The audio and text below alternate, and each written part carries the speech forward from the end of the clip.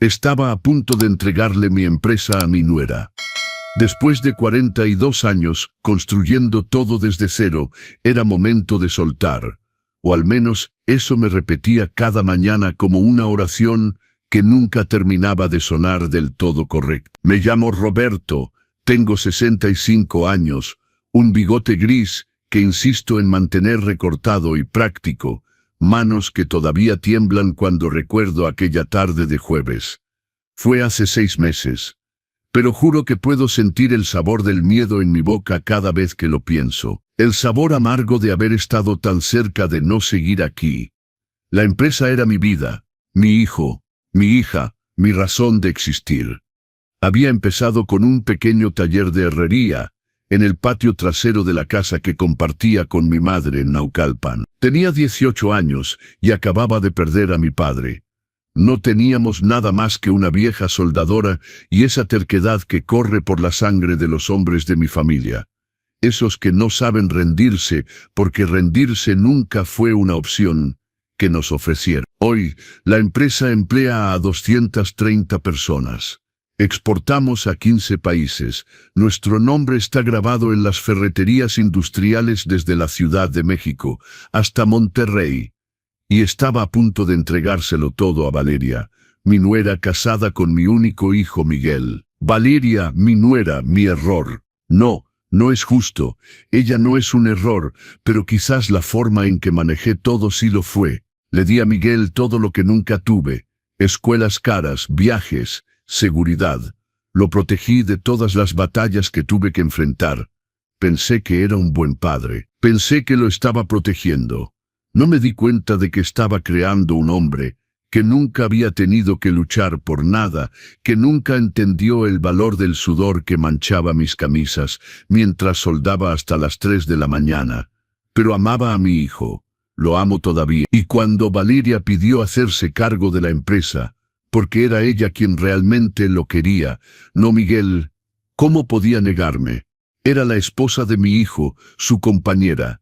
La empresa era mía, pero también de ellos. Al menos eso me decía para calmar el malestar que crecía en mi pecho cada vez que veía cómo trataba a los empleados, cómo hablaba de optimizar costos, cuando yo sabía que eso significaba despedir a gente que había trabajado conmigo durante 20 años. Y luego estaba Valeria, mi nuera. Ah, Valeria. Hermosa, educada, siempre con la sonrisa perfecta en el momento justo.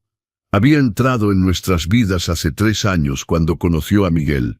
En una cena de negocios, cabello castaño impecable, uñas siempre perfectas, ropa que costaba el salario mensual de 2 de mis empleados. Venía de una familia acomodada de Guadalajara, una de esas viejas familias que tienen dinero pero no empresa. Dinero estático, guardado, protegido. Valeria quería más. Valeria quería movimiento. Valeria quería poder. Lo vi desde el primer día. Vi cómo brillaban sus ojos cuando hablábamos de la empresa, del futuro, de heredar todo.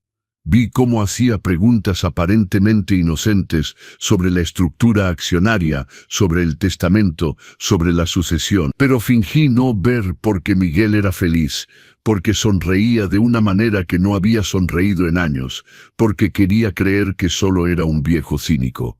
Uno de esos suegros amargados que aparecen en los malos chistes. Había programado la reunión para un jueves de marzo. Sería una ceremonia simple en la oficina con mi notario presente. Firmaría los papeles transfiriendo la presidencia a Valeria. Ella tomaría oficialmente el control. Miguel estaría ahí, por supuesto. Siempre estaba, pero siempre en la sombra de su esposa. Esa mañana me desperté con un peso en el pecho que atribuía a la ansiedad natural de soltar algo que había sostenido durante más de 4 décadas. Me puse mi traje azul marino, el que usaba en las reuniones importantes. Me coloqué las mancuernillas de plata, que mi madre me había regalado antes de morir. Me miré en el espejo y vi a un hombre cansado pero digno. Un hombre que había construido un imperio con sus propias manos y que estaba a punto de entregarlo. Llegué a la oficina al mediodía. Valeria y Miguel ya estaban ahí, en la sala de juntas.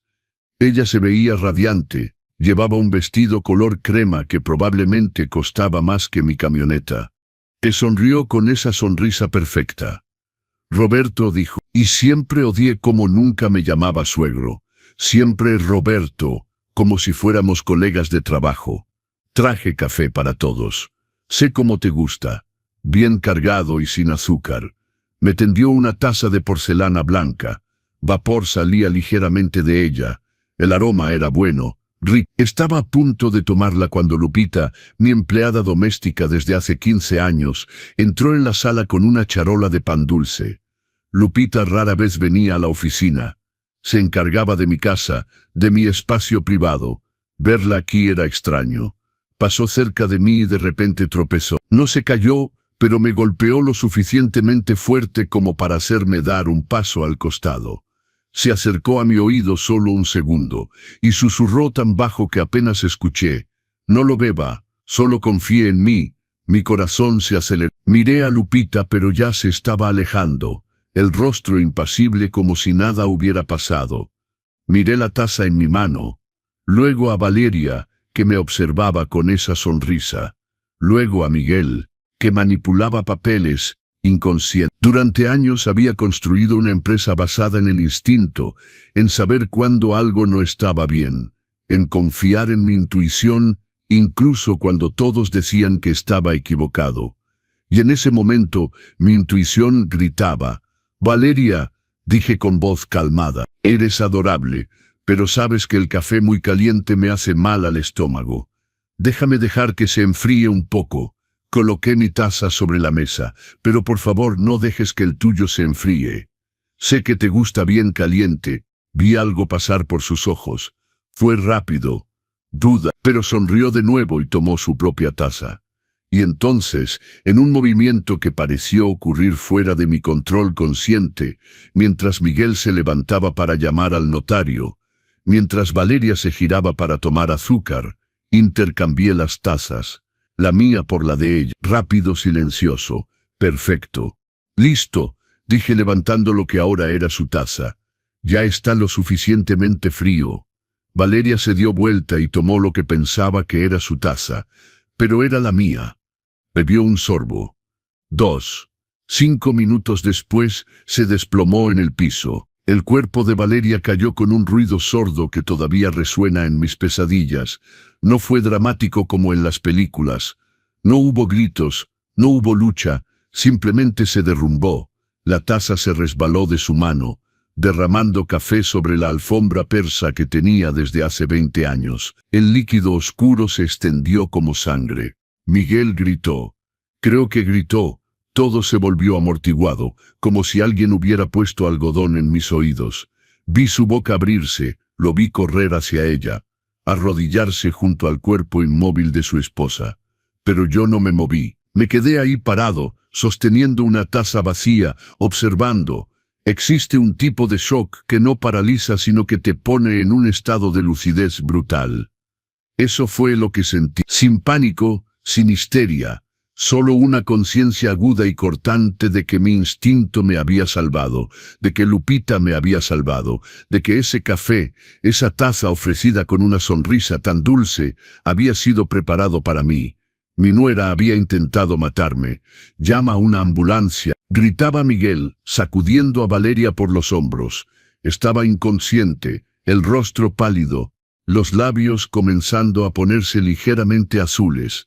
«Papá, haz algo, llama a alguien». Me moví entonces, tomé el teléfono, marqué el número de emergencias. Mi voz salió extrañamente calmada cuando hablé con el operador. «Necesito una ambulancia. Una mujer se ha desmayado. Sí, está respirando. No sé qué pasó, pero sí sabía exactamente qué había pasado. Lupita había desaparecido de la sala. Miré alrededor y ya no estaba. Inteligente. Siempre tan inteligente. Mi empleada doméstica, que nunca venía a la oficina, había aparecido exactamente en el momento correcto. Me había advertido y se había ido antes de que alguien pudiera hacer preguntas. Los paramédicos llegaron en 12 minutos durante los cuales Miguel sostuvo la mano de Valeria y lloró. 12 minutos durante los cuales me quedé parado contra la pared, observando, pensando. 12 minutos durante los cuales mi hijo no me miró ni una sola vez. Solo tenía ojos para ella, su esposa, su bella esposa, que acababa de intentar asesinar a su padre. Pero él no lo sabía. Y yo no podía decirle. No todavía, porque si se lo decía necesitaría pruebas. Y para probar necesitaría la taza. Necesitaría a Lupita. Necesitaría destruir a mi hijo de una manera de la que quizás nunca se recuperaría. Se llevaron a Valeria. Miguel se fue con ella en la ambulancia. Dije que vendría en mi propio auto. No discutió, no miró atrás.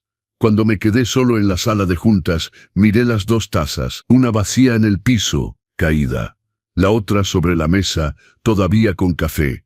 Tomé una servilleta, envolví la taza de la que Valeria había bebido, la que debería haber sido mía, y la guardé en mi maletín. Prueba. Luego llamé a mi notario. La reunión está cancelada, dije. Roberto, ¿qué pasó? Nada que necesites saber ahora. Solo anote todo. No firme nada. No procese nada relacionado con la transferencia. ¿Entendido? Hubo una pausa. Entendido, llamé a Lupita. Contestó al segundo timbre. ¿Dónde está? Pregunté. En su casa, señor Roberto. Su casa. Quédese ahí. Ya voy. Conduje en piloto automático.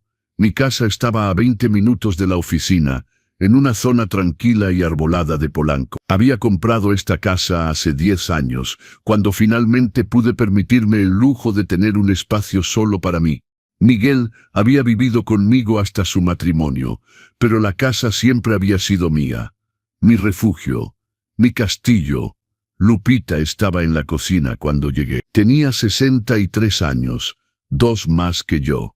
Cabello completamente blanco, recogido en un chongo, manos ásperas por el trabajo, ojos que habían visto demasiadas cosas para impresionarse fácilmente. Había empezado a trabajar para mí cuando Miguel tenía 15 años. Había visto a mi hijo crecer, había visto a Valeria entrar en nuestras vidas. Siéntese, dijo. Y era una orden. Me senté en la mesa de la cocina, en la misma silla donde tomaba mi café cada mañana. Lupita puso una taza de té frente a mí. Miré la taza con una desconfianza involuntaria. Ella lo notó y algo triste cruzó su rostro. Yo hice este té, dijo suavemente. Puede beberlo. Bebí. Estaba caliente y demasiado dulce, pero no me quejé. ¿Cómo supo? Pregunté finalmente. Lupita suspiró. Se sentó en la silla frente a la mía, algo que rara vez hacía. Siempre habíamos mantenido una distancia respetuosa, una línea invisible entre empleado y empleador que ambos respetábamos. Pero en ese momento la línea desapareció. Escuché cosas, dijo, estos últimos meses, cuando venía aquí, cuando usted no estaba, yo fingía no prestar atención, pero escuchaba. ¿Qué tipo de cosas? Conversaciones sobre dinero, sobre su testamento, sobre cuánto valdría todo. Hizo una pausa. Su Miguel no es malo, señor Roberto, pero es débil. Y ella, Lupita sacudió la cabeza. Ella es peligrosa. Continúe. Hace una semana estaba limpiando su departamento. Encontré papeles, documentos. Estaban estudiando formas de acelerar la sucesión, formas de garantizar que todo pasara rápidamente. ¿Y pensó que harían qué? ¿Matarme? Lupita me miró a los ojos. Hace 3 días, la señora Valeria me preguntó si sabía dónde guardaba sus medicamentos. Dijo que quería saber por si necesitaba algo. Era demasiado amable, demasiado específico. Hizo preguntas sobre alergias, sobre su corazón, sobre muchas cosas. Un escalofrío recorrió mi espalda. Y hoy, continuó Lupita, me llamó temprano esta mañana. Dijo que había preparado café especial para la reunión. Dijo que no necesitaba traer nada. Pero me pareció extraño porque nunca me había llamado antes. Nunca se había preocupado por lo que hacía o no hacía. Así que fui a la oficina de todos modos. Y cuando la vi con esas tazas, cuando vi cómo lo miraba a usted, supe. Supo o sintió. No podía probar, pero sentí. Nos quedamos en silencio. El reloj de pared marcaba las horas con su tic-tac monótono. Toda mi vida había cambiado en una tarde y todo lo que podía escuchar era el tic-tac de un reloj. Está en el hospital la hora, dije. Van a descubrir qué había en el café. Van a hacer preguntas. Lo sé. Miguel va a querer respuestas. También lo sé. Miré a esta mujer que me había servido durante 15 años, que se había ocupado de mi casa, de mi comida, de mi vida, que había salvado mi vida. ¿Por qué hizo esto, Lupita? ¿Por qué arriesgó tanto por mí? Sonrió. Fue una sonrisa triste y cansada. Porque tengo 2 hijas, Roberto. Y si alguien intentara hacerles daño, esperaría que hubiera otro padre en el mundo lo suficientemente valiente para protegerlas, incluso si esas hijas ya fueran adultas, incluso si no supieran que estaban en peligro. Mi teléfono sonó. Era Miguel. «Papá». Su voz era extraña. «Tienes que venir al hospital ahora. Los médicos encontraron algo en la sangre de Valeria. Están llamando a la policía». El hospital olía a desinfectante y miedo. Siempre he pensado que todos los hospitales tienen el mismo olor. No importa cuán caros o modernos sean. Es el olor de la vulnerabilidad humana, de la fragilidad de todo lo que construimos y pretendemos controlar. Miguel estaba en el pasillo del 3er piso cuando llegué. Su traje estaba arrugado, la corbata aflojada. Tenía los ojos rojos. Mi hijo de 35 años parecía un niño perdido. «Papá», vino hacia mí y por un momento pensé que me abrazaría, pero no lo hizo. Se quedó ahí, oscilando entre acercarse y mantener distancia. Dijeron que era veneno en el café. Alguien puso veneno en el café. Su voz se quebró en la última palabra. Quise tocarlo, pero mis manos se quedaron a los costados, manos que habían intercambiado tazas hace unas horas, manos que habían salvado mi propia vida mientras condenaban a mi nuera. «¿Cómo está ella?», pregunté. «Coma inducido». Tuvieron que hacerle un lavado gástrico. Dijeron que si hubiera tardado unos minutos más. No terminó la frase. No necesitaba hacerlo. Un policía se acercó. Joven, con una libreta en la mano y esa mirada que tienen los policías cuando creen que están tratando algo importante. Una mirada ambiciosa. «¿Usted es Roberto Sánchez Mendoza, padre de Miguel Sánchez?» «Sí. Necesito hacerle algunas preguntas sobre el incidente de esta tarde. Usted estuvo presente cuando la víctima consumió la bebida». «Víctima». Valeria era la víctima ahora, no la asesina que había intentado ser. «Estuve presente», respondí. Mi voz salió firme. Años dirigiendo reuniones difíciles me habían enseñado a controlar mi tono, incluso cuando mi corazón se aceleraba. «¿Y usted también bebió café?» «No, iba a beberlo, pero decidí esperar a que se enfriara». «¿Por qué?». Lo miré, tan joven, tan seguro de tener todas las respuestas, «porque el café muy caliente me hace daño al estómago». «Tengo 65 años, oficial. He aprendido a escuchar a mi cuerpo». Anotó algo. «¿Quién preparó el café?» «Valeria, mi nuera». Miguel se volteó bruscamente hacia mí. «¿Qué estás diciendo? La verdad, Valeria trajo el café para la reunión. Dijo que lo había preparado especialmente». «Entonces estás diciendo que mi esposa se envenenó a sí misma». Su voz subió una octava. Gente en el pasillo miró. «Es ridículo. No digo nada más que lo que pasó, Miguel». El policía levantó la mano. «Señor Sánchez, por favor, deje que su padre responda». Se volvió hacia mí. ¿Alguien más estaba en la sala? Pensé en Lupita. Pensé en cómo había aparecido. Me había advertido. Había desaparecido. Pensé en cómo mencionar su nombre la arrastraría a este caos. Lupita, que tenía 2 hijas. Lupita, que me había salvado sin pedir nada a cambio. Mi notario iba a venir, pero no había llegado todavía. Había empleados en el edificio, por supuesto. Es mi empresa. Y la empleada doméstica. Su hijo mencionó que alguien entró con pan dulce. Mi corazón dio un salto. Miguel la había visto. Por supuesto que había visto a Lupita.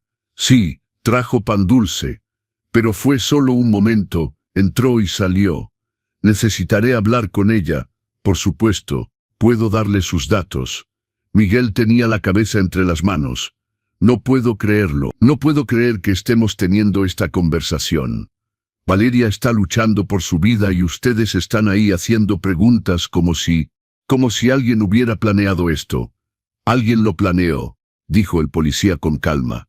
El laboratorio identificó estricnina en su sangre. La estricnina es un veneno específico, controlado. No aparece accidentalmente en una taza de café. Estricnina. La palabra flotó en el aire como una sentencia. Había leído sobre la estricnina una vez, hace años, en una novela policíaca que nunca terminé. Causaba convulsiones, parálisis, una muerte lenta y dolorosa si la dosis era lo suficientemente alta. Una muerte rápida y eficiente si estaba correctamente calculada. Valeria había calculado mi muerte. Necesitaré que todos los que estuvieron presentes en la reunión vengan a la comisaría mañana para declaraciones formales, dijo el policía. Eso incluye a la empleada doméstica. Y necesitaré que preserven esa sala exactamente como está. Es una escena del crimen ahora. Escena del crimen. Mi oficina, donde había construido mis sueños, donde había firmado contratos que cambiaron mi vida, era ahora una escena del crimen. ¿Puedo verla? ¿A Valeria? Pregunté. Miguel me miró como si hubiera hablado en otro idioma. ¿Por qué querrías verla? Porque es mi nuera. Porque independientemente de lo que pasó, es parte de esta familia. Rió. Era una risa amarga, quebrada. Familia. Estabas a punto de darme la empresa, finalmente, después de años de hacerme rogar, de hacerme probar que era digno. Y ahora pasa esto y actúas como si nada hubiera cambiado. Miguel, no, levantó la mano. Nunca creíste en mí, ¿verdad? Nunca creíste que podía dirigir la empresa tan bien como tú. Y ahora vas a usar esto como excusa para quedarte con todo aún más fuerte. Valeria está allá dentro muriendo y tú estás pensando en los negocios. Cada palabra era un cuchillo. No porque fueran verdad, sino porque en parte sí lo eran. Había dudado. Había protegido mi empresa de mi propio hijo, porque en el fondo no confiaba en él, no de la forma en que debería haberlo hecho. Pero él no sabía por qué. No sabía que su esposa había puesto veneno en una taza con mis iniciales. No sabía que su sonrisa escondía una planificación fría y calculada. No sabía que yo había intercambiado las tazas y salvado mi propia vida, y no podía decírselo. No todavía, porque si se lo decía, tendría que admitir que lo sabía. Tendría que explicar a Lupita. Tendría que destruir completamente la imagen que Miguel tenía de Valeria. Y un hombre que pierde a su padre está herido. Un hombre que descubre que su esposa intentó matar a su padre está destruido. Pueden verla, dijo una enfermera apareciendo a nuestro lado. Pero solo familia directa y solo unos minutos. Miguel entró sin mirar atrás. Me quedé en el pasillo con el joven policía que todavía estaba tomando notas en su libreta. Señor Sánchez, dijo, y su voz había cambiado, se había vuelto más suave. Sé que esto es difícil, pero debo preguntarle, ¿tenía usted alguna razón para querer hacerle daño a su nuera? La pregunta me tomó desprevenido. Por supuesto. Por supuesto que yo sería sospechoso. El suegro rico que estaba a punto de transferir la empresa. El suegro que nunca se había llevado bien con la nuera. El suegro que convenientemente había decidido no beber el café. No, respondí. No tenía ninguna razón. Pero al decirlo, me di cuenta de que estaba mintiendo. No sobre el envenenamiento. No había envenenado a nadie, pero sobre las razones. Sí tenía razones. Había visto cómo Valeria cambiaba a mi hijo. Había visto el brillo de ambición en sus ojos. Había sentido en cada cena familiar, en cada reunión, que ella estaba esperando que yo muriera, esperando que desapareciera, esperando que todo fuera finalmente de ella. Y se había cansado de esperar. El policía me dio una tarjeta. Si recuerda algo, cualquier cosa, llame. Tomé la tarjeta. Me quedé solo en el pasillo, rodeado por el olor a desinfectante y miedo. Y por primera vez desde que Lupita había susurrado en mi oído, me permití sentir, me permití temblar. Había salvado mi vida, pero había condenado a mi nuera, y mi hijo nunca me perdonaría por ninguna de las dos cosas. Dejé las luces apagadas y me senté en el sofá de la sala, todavía con mi abrigo puesto, todavía sosteniendo mi maletín, donde guardaba la taza envenenada. No llamé a nadie, no comí, solo me senté ahí en la oscuridad, dejando que el peso de todo cayera sobre mí. Existe una soledad específica que solo los padres de hijos adultos conocen. Es la soledad de quien lo ha dado todo, todo sacrificado, y que ahora observa desde lejos mientras ese hijo que meciste se transforma en un extraño que te mira con resenimiento. Miguel ya no era mi niño pequeño, quizás nunca lo había sido, no de la forma en que yo lo imaginaba. Recordé su nacimiento. Tenía 25 años. Mi empresa estaba empezando a crecer, saliendo del taller del patio trasero hacia un pequeño almacén rentado. Trabajaba 16 horas al día, creando estructuras de metal, haciendo contactos, luchando por cada contrato. No había madre en la vida de Miguel, no realmente. Es algo que nunca he contado a mucha gente. La madre de Miguel había sido un error de una noche que prefería olvidar.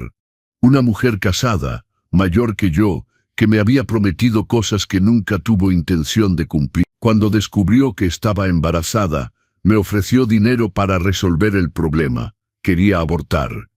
Rechacé el dinero y me quedé con Miguel. Crié a Miguel solo. Mi madre me ayudó hasta su muerte, cuando él tenía 7 años. Después de eso éramos solo nosotros dos, yo y mi hijo contra el mundo. Al menos así lo veía yo. Pero la verdad que nunca admití, ni siquiera ante mí mismo, es que estuve ausente. Físicamente presente, sí. Pagaba las mejores escuelas. Compraba los mejores regalos. Me aseguraba de que tuviera todo. Pero emocionalmente, siempre estaba en la empresa, siempre pensando en el siguiente contrato, en el siguiente desafío, en cómo transformar ese pequeño taller en un imperio. Contraté niñeras, buenas niñeras. Luego contraté a Lupita, que se ocupó de él durante la adolescencia. Lupita fue más madre para Miguel, en ciertos aspectos, de lo que yo pude ser como padre. Ella estaba ahí cuando regresaba de la escuela, escuchaba sus pláticas de adolescente, sus miedos, sus sueños. Yo aparecía al final de la noche, cansado, y preguntaba por sus calificaciones. Miguel nunca se quejó. Era un buen muchacho, tranquilo, obediente. Tenía buenas calificaciones, no causaba problemas. Interpreté eso como señal de que estaba haciendo todo bien. No me di cuenta de que el silencio de un niño puede ser un grito de abandono. Cuando entró a la universidad, quería estudiar música. Lo recuerdo porque fue una de las pocas veces que realmente luchó por algo. Tocaba la guitarra maravillosamente. Tenía talento. Pero dije que no. Dije que la música no era una profesión, que debía estudiar administración para hacerse cargo de la empresa. Un día obedeció, como siempre había obedecido. Guardó la guitarra y nunca volvió a tocar. Ahora sentado en la oscuridad, me preguntaba si ese había sido el momento en que realmente perdí a mi hijo. El momento en que aprendió que sus sueños importaban menos que mis planes para él. Mi teléfono vibró. Un mensaje de Miguel. Valeria estable. Médicos dicen que va a sobrevivir. Policía quiere interrogar a todos mañana a las 10, incluyéndote. No había buenas noches, no había te amo papá. Solo información fría, factual. Escribí una respuesta. Estaré ahí. ¿Cómo estás tú? 3 puntos aparecieron. Desaparecieron, volvieron a aparecer. Luego nada. Había abandonado responder. Me levanté finalmente, encendí las luces, fui a la cocina. Necesitaba comer algo, aunque no tenía hambre. Abrí el refrigerador y vi los recipientes organizados que Lupita siempre dejaba. Comida preparada, etiquetada con fechas. Cuidaba de mí como había cuidado de Miguel hace años. Calenté una sopa, me senté a la mesa, y solo cuando llevé la cuchara a mi boca me di cuenta de que estaba llorando. Lágrimas silenciosas que caían sin que hiciera nada para detenerlas. Lloré por Miguel, Lloré por el niño que había sido y por el hombre en que se había convertido. Lloré por los errores que cometí creyendo que estaba haciendo lo correcto. Lloré por Valeria, acostada en una cama de hospital, pagando por haber intentado matarme, pero siendo también víctima de su propio veneno. Lloré por Lupita, que había arriesgado todo por mí. Y lloré por mí mismo, por el hombre que había construido un imperio pero no había sabido construir una familia. El teléfono sonó. Era Lupita. Señor Roberto. Su voz estaba tensa. La policía vino aquí. Hicieron muchas preguntas. ¿Qué les dijo? La verdad, que estuve ahí, que vi a la señora Valeria servir el café, que lo empujé sin querer. Y sobre la advertencia. Silencio. Luego, no mencioné eso, pero señor Roberto, van a querer saber por qué estaba ahí. Nunca voy a la oficina. Nunca. Y de repente aparezco el día en que esto pasa. Tenía razón. Lupita se había puesto en peligro por mí. Mañana tendremos que declarar, dije. Va a contar exactamente lo que pasó. Va a decir que estuvo ahí porque yo le pedí que llevara pan dulce, que notó algo extraño en el comportamiento de Valeria, que su instinto le dijo que algo no estaba bien. Y si no le creen, me tendrán que creer a mí, porque es la verdad. Hice una pausa. Lupita, usted me salvó la vida. No voy a dejar que sufra las consecuencias. ¿Entendido? Sí, señor. Colgué y saqué mi maletín. Saqué la taza envuelta en la servilleta. La puse sobre la mesa y la observé. Porcelana blanca con detalles dorados. Cara elegante, llena de veneno que debería haberme matado. ¿Habría sido rápido o habría sufrido? ¿Habría sentido mi cuerpo convulsionarse, perder control? ¿Habría tenido tiempo de darme cuenta de lo que estaba pasando? ¿De mirar a Miguel y ver qué? ¿Culpa? ¿Horror? ¿O también estaba él involucrado? Esa era la pregunta que me aterraba más que cualquier otra. ¿Mi hijo sabía? ¿Miguel estaba planeando esto con Valeria o ella había actuado sola? ¿Sin que él lo supiera? Quería creer en su inocencia. Quería creer que mi hijo, por muy distantes que estuviéramos, nunca desearía mi muerte. Pero una parte de mí, una pequeña parte venenosa, susurraba. Quería la empresa. Siempre ha querido la empresa. Y tú estabas en su camino. Me lavé la cara. Me cambié de ropa, intenté dormir, pero el sueño no venía. Me quedé acostado, mirando el techo, repasando cada detalle de esa tarde. La sonrisa de Valeria. El tropiezo de Lupita. El intercambio de tazas. El cuerpo cayendo. A las 3 de la mañana, abandoné el sueño. Fui al estudio que tenía en casa. Encendí la computadora y comencé a investigar. Valeria Domínguez Sánchez. Busqué en redes sociales, en sitios de noticias, en archivos públicos. Venía de Guadalajara. Familia tradicional, como ya sabía. Padre juez retirado, madre profesora universitaria. Había estudiado administración en una universidad privada, sin historial de trabajo coherente. Algunas prácticas, algunos puestos en empresas de la familia, nada sustancial. Encontré fotos de ella antes de conocer a Miguel. En fiestas, en viajes, siempre rodeada de gente rica, siempre impecable. Y luego encontré algo interesante. Había estado comprometida antes, con un empresario mayor, dueño de una cadena de restaurantes gourmet. El compromiso había durado 6 meses y había terminado abruptamente. Busqué más. Encontré un artículo de revista de sociales de hace 3 años. El compromiso había terminado porque la familia del empresario había descubierto que Valeria estaba investigando sus finanzas, haciendo preguntas sobre testamentos y herencias. Él la había acusado de interesada. Ella había negado todo públicamente. Había dicho que era persecución. 1 año después, había conocido a Miguel. Mi estómago se revolvió. Miguel no era el primero, era un patrón. Valeria buscaba hombres con dinero, con patrimonio, con algo que heredar, y yo era el obstáculo. Siempre lo había sido. Imprimí todo lo que encontré. Lo puse en una carpeta, prueba. No del envenenamiento, pero del carácter, de la historia, del patrón de comportamiento. Cuando el sol salió, ya sabía lo que tenía que hacer. Tenía que proteger a Miguel. no de mí, sino de ella.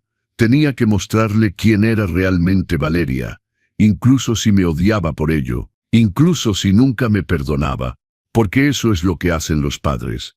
Protegen a sus hijos, incluso cuando esos hijos son hombres adultos que ya no quieren ser protegidos, incluso cuando significa destruir la ilusión de amor que han construido. Me vestí con cuidado, traje negro, mancuernillas discretas, cabello peinado. Me miré en el espejo y vi a un hombre listo para la guerra, una guerra que no había elegido pero que pelearía hasta el final, porque Valeria había cometido un error fatal. Había subestimado a un padre. La comisaría era un edificio gris que parecía haber sido construido para succionar la esperanza de quien entrara. Llegué 15 minutos antes, como siempre hago. La puntualidad es una forma de control, y necesitaba todo el control que pudiera tener en ese momento. Miguel ya estaba ahí, sentado en una banca de plástico en el pasillo, codos sobre las rodillas, cabeza gacha. No se había rasurado. La camisa estaba arrugada, probablemente la misma del día anterior. Cuando me vio no se levantó. «Buenos días», dije. Solo asintió con la cabeza. Sus ojos estaban vacíos, como si hubiera llorado tanto que ya no quedaba nada. Me senté a su lado, manteniendo una distancia respetuosa. Nos quedamos ahí, padre e hijo, lado a lado, pero separados por un abismo que no sabía cómo cruzar. «¿Cómo pasó la noche?», pregunté finalmente. «Estable. Todavía en coma inducido, pero estable». Su voz era monótona, mecánica. «Los médicos dicen que cuando despierte podría haber daño neurológico. No saben qué tanto». Sentí una opresión en mi pecho. Culpa quizás, o alivio de estar vivo, o ambos entrelazados de manera indistinguible. «Miguel, yo», me interrumpió sin mirarme. «No ahora, papá. No puedo hacer esto ahora». Lupita llegó puntualmente a las 10. Llevaba su mejor vestido azul marino, sencillo pero digno. Sostenía una bolsa negra en sus manos y caminaba con la postura recta de alguien que no tiene nada que ocultar. Cuando me vio, ofreció un pequeño asentimiento. Cuando vio a Miguel, su rostro se suavizó en una expresión casi maternal.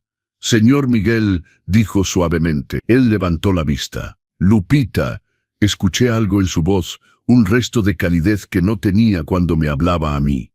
«Gracias por venir. Por supuesto que vine.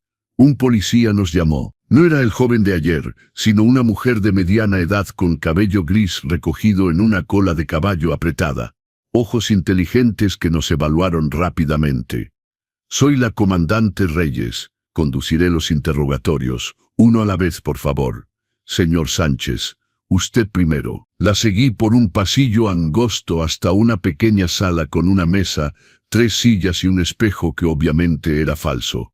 Las salas de interrogatorio son todas iguales, parecen diseñadas para hacerte sentir culpable, incluso cuando no lo eres. «Siéntese, por favor». Encendió una grabadora. «Esta declaración está siendo grabada. Por favor, diga su nombre completo para el registro. Roberto Sánchez Mendoza». «Señor Sánchez, voy a hacerle algunas preguntas sobre los eventos de ayer. Tiene derecho a un abogado presente». «No necesito abogado. No hice nada malo». Me estudió por un momento. «Hábleme de su relación con su nuera, Valeria Sánchez». Reflexioné sobre cómo responder. La verdad cruda parecería como un motivo, pero mentir sería peor. «Cordial», dije. «No éramos cercanos, pero no había hostilidad abierta». Valeria y yo somos personas muy diferentes. Ella venía de una familia acomodada, lo tuvo todo. Yo construí todo desde cero. Nuestras visiones del mundo no se alineaban perfectamente. Pero por Miguel manteníamos las apariencias. Las apariencias, anotó algo. Aprobaba el matrimonio. Miguel es un adulto. No es mi papel aprobar o desaprobar sus elecciones. Esa no es una respuesta. Suspiré. «No, comandante», no aprobaba completamente. Sentía que Valeria estaba más interesada en la empresa que en mi hijo. Pero esa es la opinión de un suegro que quizás es excesivamente protector. No es un crimen. No, pero proporciona un motivo. ¿Un motivo para qué? ¿Para envenenar a mi propia nuera cuando estaba a punto de transferirle mi empresa? ¿Qué sentido tendría eso? Usted dígamelo. Ninguno, porque no la envenené. Se inclinó hacia adelante, pero no bebió el café. ¿Por qué? Ya expliqué ayer, el café muy caliente me hace daño al estómago. Conveniente sería estar muerto. Mi voz salió más dura de lo previsto. Disculpe, estoy tenso. Ayer casi pierdo a mi nuera. Mi hijo está devastado. Mi empresa está en pausa. Toda mi vida está patas arriba. Y su empleada doméstica, Lupita. ¿Por qué estaba en la oficina? Aquí estaba la pregunta que sabía que vendría. Le pedí que llevara pan dulce. Quería que la reunión fuera especial.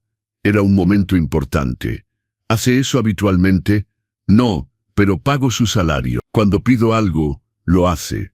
¿Y qué hizo exactamente cuando llegó? Reflexioné cuidadosamente. Entró con la charola, me empujó sin querer. Se disculpó, dejó el pan dulce y se fue.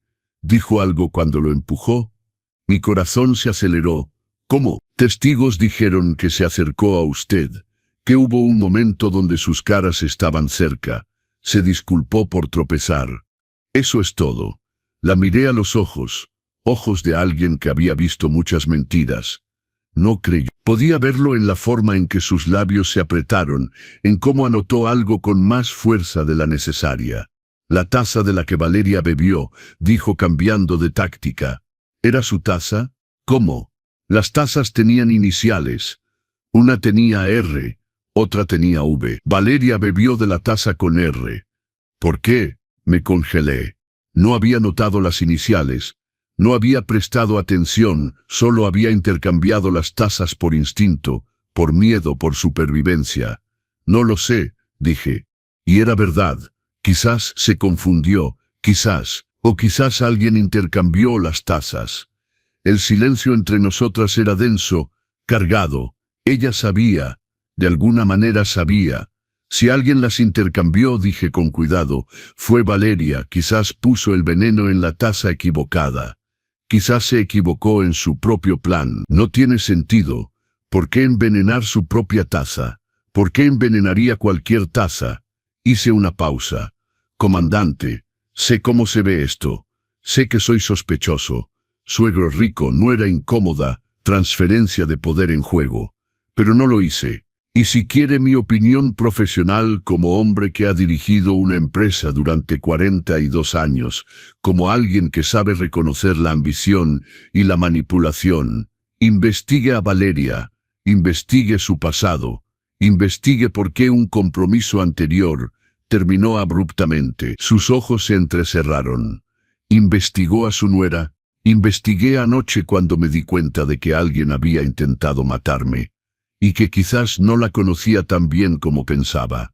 Puse la carpeta sobre la mesa, las páginas impresas, los artículos, los archivos. Esto, dije, es Valeria Domínguez antes de convertirse en Valeria Sánchez. Léalo, luego dígame quién tenía un motivo para envenenar a quién. Tomó la carpeta, la hojeó rápidamente. Algo cambió en su expresión. ¿Puedo quedarme con esto? Es una copia. El original está en lugar seguro. Lugar seguro. Se protege muy bien, señor Sánchez. He aprendido a protegerme. Comandante, un hombre no construye lo que he construido siendo ingenuo. Apagó la grabadora, se inclinó de nuevo, pero esta vez su voz era diferente, casi conspiratoria. Extraoficialmente, dijo, usted sabe algo que no me está diciendo. No sé todavía qué, pero lo voy a descubrir. Me levanté. Oficialmente, comandante, casi muero ayer. Mi hijo está sufriendo, y la mujer responsable está en una cama de hospital. No hay ganadores aquí, solo víctimas. Salí de la sala con las piernas temblando pero la cabeza en alto. En el pasillo, Miguel esperaba su turno. Me miró con una expresión que no pude descifrar. ¿Qué le dijiste? La verdad. ¿Qué verdad, papá? La tuya. Porque estoy empezando a darme cuenta de que la verdad cambia según quien la cuenta. Lupita nos observaba desde lejos, nuestros ojos se encontraron brevemente. y en ese instante breve pasó un entendimiento entre nosotros. Dos personas que habían sobrevivido demasiadas cosas para romperse ahora. La comandante Reyes abrió la puerta. «Señor Sánchez, es su turno». Miguel entró. La puerta se cerró y me quedé en el pasillo, dándome cuenta de que acababa de poner a mi hijo en una posición imposible. Tendría que elegir en quién creer, su padre o su esposa. Y no estaba seguro de qué lado elegiría. Me senté en la misma banca de plástico donde Miguel había estado unos minutos antes. El pasillo de la comisaría tenía esa iluminación fluorescente que hace que todo parezca enfermo, sin vida. Lupita estaba sentada del otro lado, manos cruzadas sobre sus rodillas, ojos fijos en un punto indefinido en la pared frente a ella. Parecía más pequeña ahí, más frágil de lo que la había visto nunca. El tiempo se arrastraba. Cada minuto que Miguel pasaba en esa sala era un minuto en que no sabía qué estaba diciendo, qué estaba pensando, si me estaba defendiendo o condenando. La puerta seguía cerrada, impenetrable, guardando secretos que temía conocer. «Señor Roberto», la voz de Lupita cortó el silencio. Baja pero firme. «¿Puedo hacer una pregunta?» «Por supuesto». «¿Se arrepiente de haber intercambiado las tazas?» La pregunta me tomó desprevenido. Era algo que yo mismo había evitado pensar, una pregunta moral que prefería mantener enterrada bajo capas de justificación e instinto de supervivencia. ¿Debería arrepentirme?, pregunté a cambio. Lupita reflexionó por un momento. «No lo sé. Usted salvó su propia vida, pero ahora la señora Valeria puede tener secuelas. Puede que nunca vuelva a ser la misma. Y el señor Miguel...» Hizo una pausa. «El señor Miguel está destrozado. Si no hubiera intercambiado, si hubiera bebido ese café, estaría muerto y ellos lo tendrían todo. Entonces cree que hizo lo correcto». «Creo», dijo Lupita lentamente, «que hizo lo que cualquiera haría. Sobrevivió.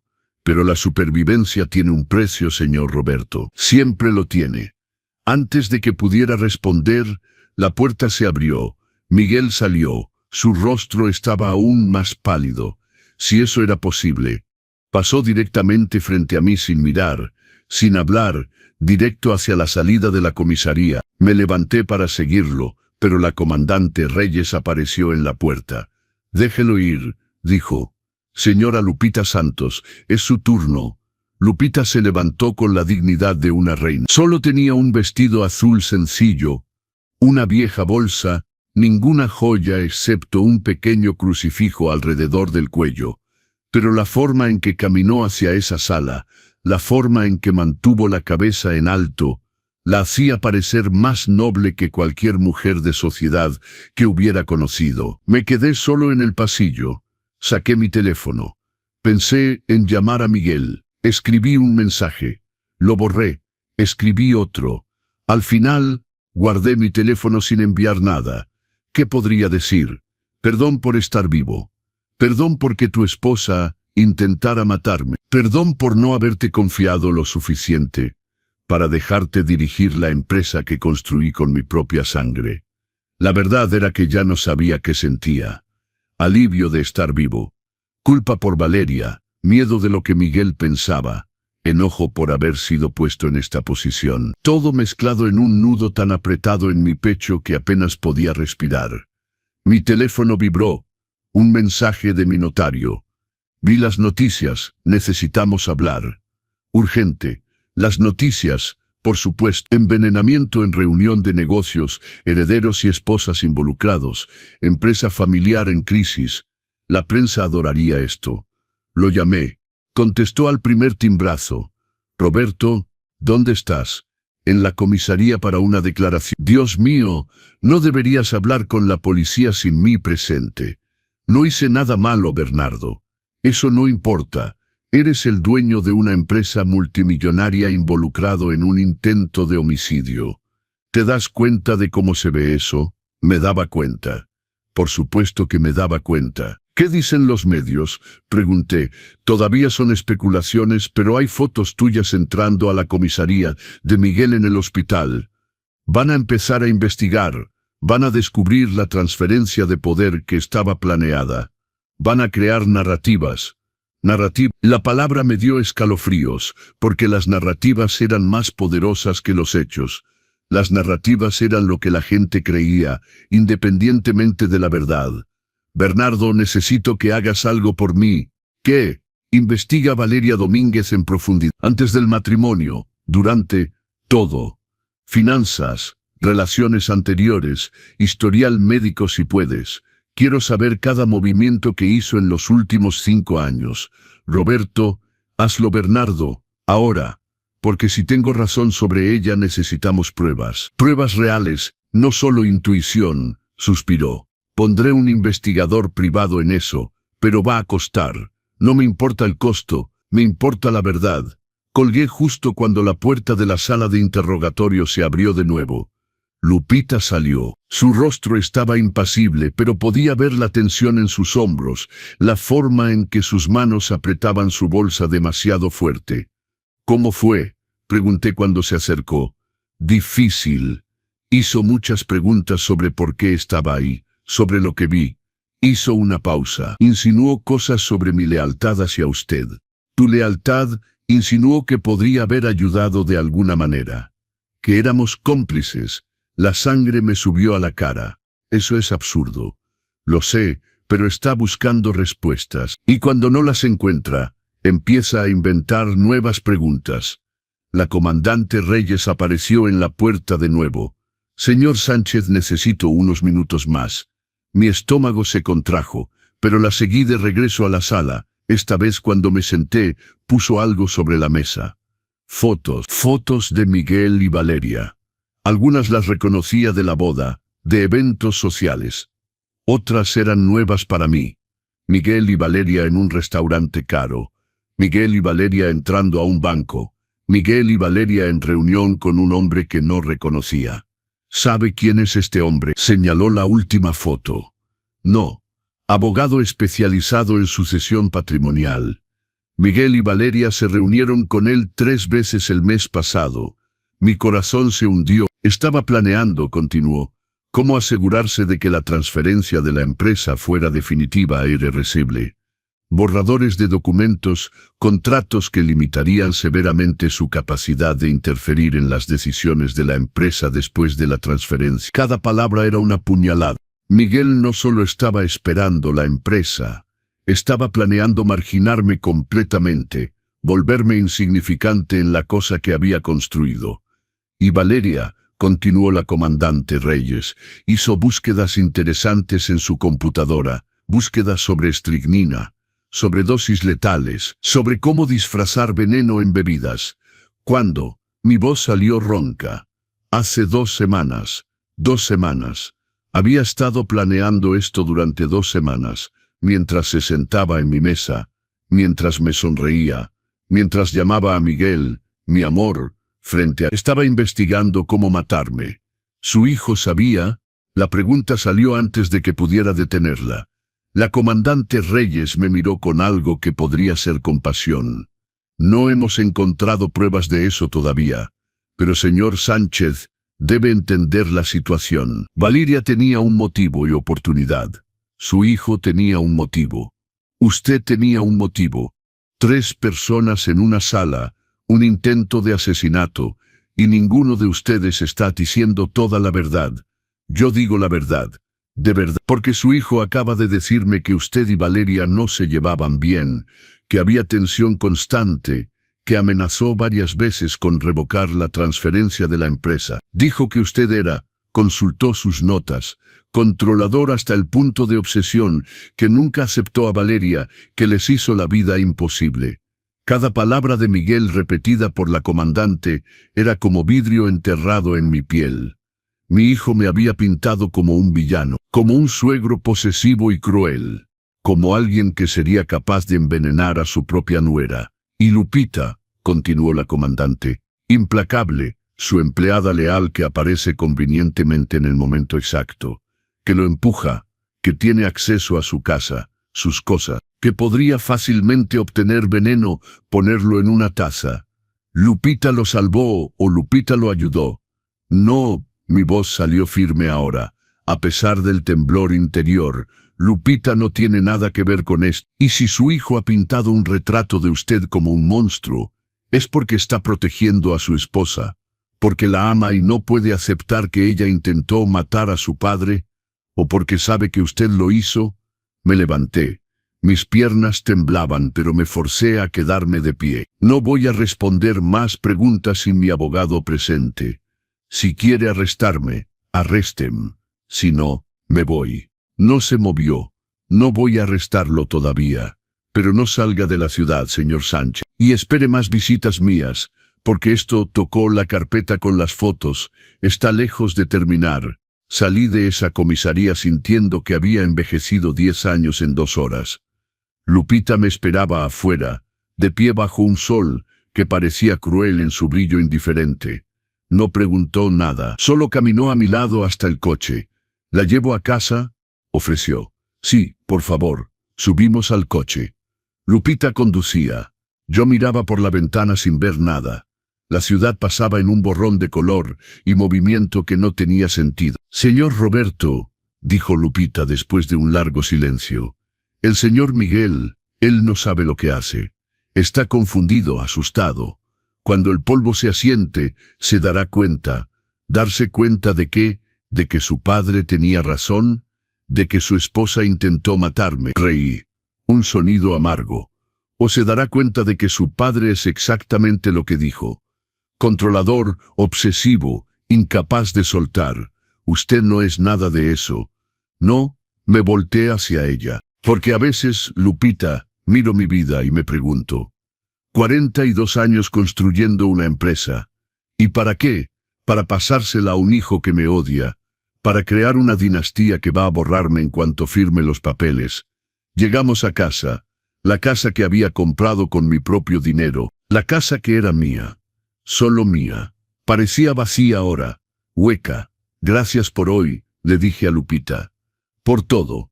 No tiene que agradecerme, si tengo. Arriesgó mucho, y no sé si puedo protegerla de lo que viene. Lupita tomó mi mano. Sus manos eran ásperas, callosas por años de trabajo, pero el toque era suave. Señor Roberto, yo elegí estar aquí. Elegí advertirlo.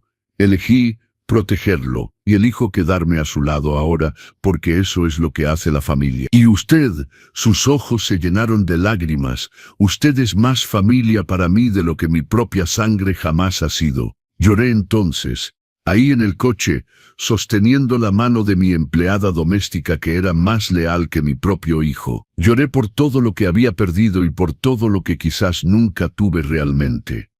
Y mientras lloraba, una sola certeza se cristalizó en mi mente. Descubriría toda la verdad sobre Valeria, sobre Miguel, sobre todo, incluso si esa verdad me destruía en el proceso, porque no había construido un imperio siendo débil, y no iba a derrumbarme ahora. Pasaron 3 días durante los cuales Miguel no respondió mis llamadas. 3 días durante los cuales la prensa especulaba sobre drama familiar en Imperio Industrial. 3 días durante los cuales apenas dormí, apenas comí, solo esperé. Esperé el informe del investigador que Bernardo había contratado. Esperé noticias del hospital sobre Valeria. Esperé que mi hijo me mirara a los ojos de nuevo. La mañana del 4.º día, Bernardo apareció en mi puerta. Eran las 7 de la mañana. Nunca venía tan temprano a menos que fuera urgente. Entra, dije, todavía en bata, el cabello sin peinar. Ya no me importaban las apariencias. Lupita trajo café. Café que la vi preparar de principio a fin. Un nuevo hábito deprimente que había desarrollado. Bernardo se sentó en la mesa de la cocina y puso una carpeta gruesa entre nosotros. Su rostro estaba grave. Encontré cosas, Roberto. Cosas que necesitas ver. Abrí la carpeta. Adentro había documentos, extractos bancarios, fotos, artículos impresos. Empecé a leer y con cada página mi estómago se apretaba más. Valeria tenía deudas. Muchas deudas. Tarjetas de crédito al máximo, préstamos impagados, joyas empeñadas. La familia rica de Guadalajara era una fachada. El padre, el juez retirado, había perdido todo en malas inversiones hace 5 años. La madre, La profesora universitaria se había jubilado por invalidez y vivía de una pensión mínima. Valeria había mantenido las apariencias con crédito y mentiras. «¿Cuánto debe?», pregunté. 800.000 pesos. Cerré los ojos. Una suma absurda. Una suma que explicaba muchas cosas. «Y hay más», dijo Bernardo, pasando las páginas. Su compromiso anterior, el empresario de la cadena de restaurantes, no solo rompió el compromiso, la demandó. ¿Por qué? Fraude. Valeria había falsificado su firma en documentos que la nombraban beneficiaria de seguro de vida. Cuando él lo descubrió, lo detuvo todo y presentó cargos. El caso se resolvió extrajudicialmente. Él retiró los cargos a cambio de que ella firmara un acuerdo de confidencialidad y se fuera de Guadalajara. Valeria no solo era interesada, era criminal. «¿Miguel sabe esto?». Mi voz salió débil. «Lo dudo. Ella lo ocultó muy bien. Usó su nombre de soltera para todas las deudas. Mantuvo cuentas bancarias separadas. Miguel probablemente no tiene idea». Tomé otra página. Eran correos electrónicos entre Valeria y alguien llamado Solo R. Leí el primero. «Necesito acelerar las cosas. Ya no puedo esperar más. El viejo está tardando demasiado en pasarlo todo. ¿Estás segura de que la dosis es suficiente? Suficiente para que parezca ataque cardíaco. Nadie sospechará. Un hombre de su edad. El estrés. Una gran empresa. Natural». Mi mano tembló. Seguí leyendo. Y después, ¿cómo me aseguro de que se quede conmigo? Matrimonio en sociedad conyugal. Él hereda, tú eres la esposa. Automático. Pero tiene que ser antes de que cambie el testamento. Él desconfía de ti. Las fechas. 2 semanas antes de la reunión. ¿Quién es R?, pregunté, mi voz temblando. Todavía estamos investigando. Pero Bernardo dudó. Hay otro correo, más reciente, del día de la reunión. Después de que Valeria fue hospitalizada, me pasó una sola hoja. Leí. Salió mal. El viejo cabrón intercambió las tazas. Fue él, estoy segura, pero no podemos probarlo. Si despierto y acuso, va a mostrar todo esto. Voy a ir a prisión. Necesito tiempo. Necesito pensar. No me visites en el hospital. No me hables. Borra todo. Todo. Debería haber sentido enojo. Debería haber sentido triunfo por tener prueba de su culpabilidad. Pero todo lo que sentí fue un cansancio profundo, devastador. Porque esta prueba significaba que tendría que mostrársela a Miguel.